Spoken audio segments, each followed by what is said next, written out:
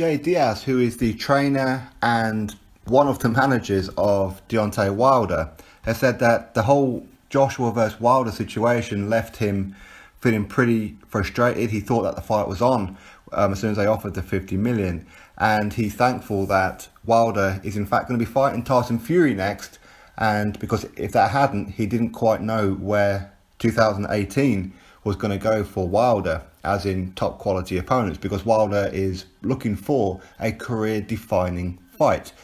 And anyway, this is what Deas said to the World Boxing News. I don't know who Deontay should have fought had Fury not accepted. I prefer to deal in reality and not in hypotheticals. I'm thrilled Fury has taken the fight and shown the UK that they have a guy who truly wants to be the best by facing the best. The Joshua fight collapse was frustrating. We offered $50 million, a sum never before guaranteed a heavyweight fighter in the history of boxing. I was sure it would happen. Again, this is after Joshua asked publicly for that amount. He stated he would take the fight. He didn't. After that, I knew it was going to be posturing and garbage. Hopefully we can put it together one day, but there is business of fighting Tyson Fury first, the guy who does in fact want the fight. We will see if the Joshua fight happens eventually, and I do hope that it does. So that is Deas' statement to the World Boxing News, and I'll put that article in the description for you all. So, as I said before, the 50 million was coming from Frank Warren. Frank Warren openly said this, so unless of course there was somebody else willing to put up the 50 million, nobody has yet to come out and say, yeah, actually I was going to do that, or a combination of a few people. But Frank Warren said that the money was in fact coming from him to fight on BT Sport.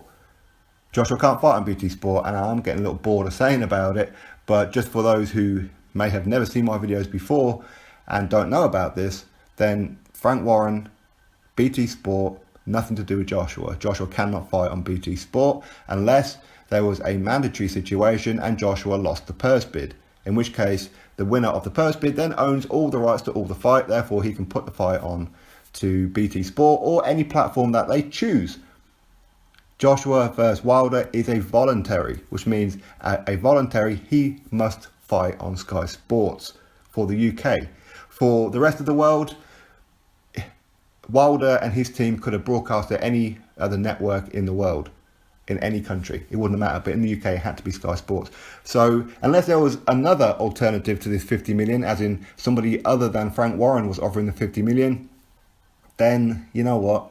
That fight was never going to happen.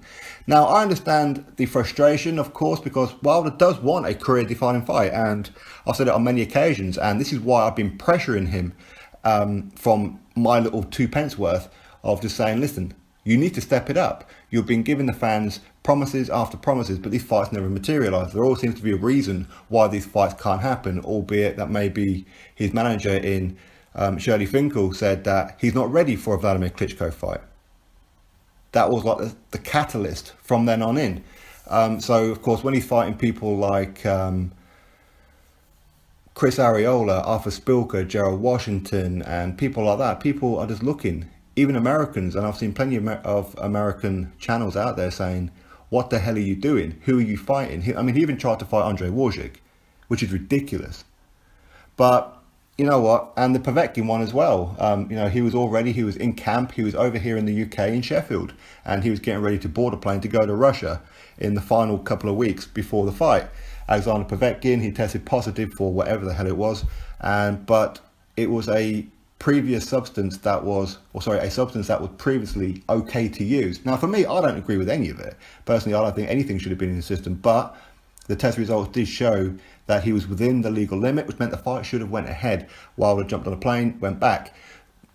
Listen, I think that maybe he acted out of emotion in that moment, and of course since then Povetkin's team have countersued and won, so that fight should have actually went ahead. But it's not even about that. It's about the fact that we want to know, how good is Wilder? How good is he? Okay, he had a contract from Team Joshua on his desk that he agreed to all the terms for, but just didn't know the date and venue.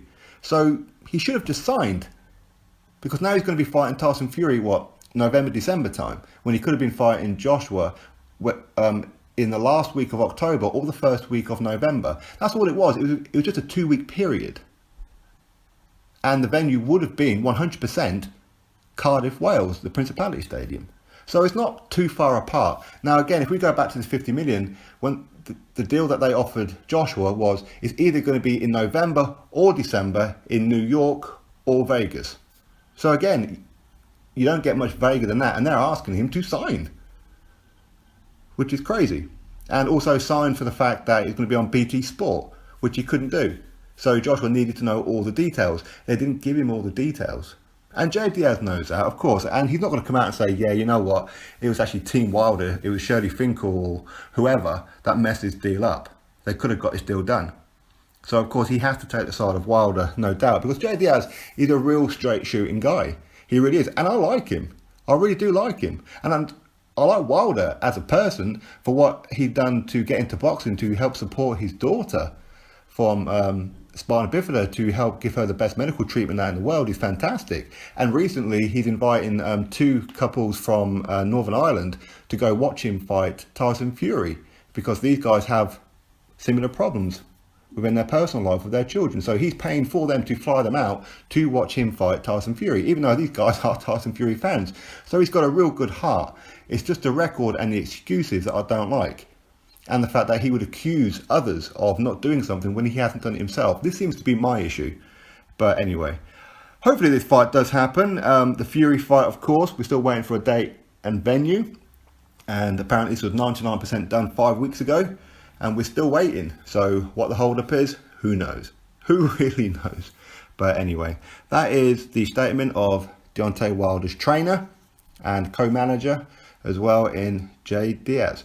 So yeah, I think that Deas, I mean, you know what, he talks a lot of sense. Whenever he talks, I always listen. I think that Deas is a very, very good trainer. I mean, he's managed to get Wilder to where he is based on the fact that Wilder has very little skill. He has skill, but as of an elite level, not at all. But he works and fixes what Wilder is good at and concentrates on that. So yeah, he's a fantastic trainer, no doubt about it. But anyway, you drop your thoughts below about it all, click that thumbs up and subscribe. Catch you all on the next video.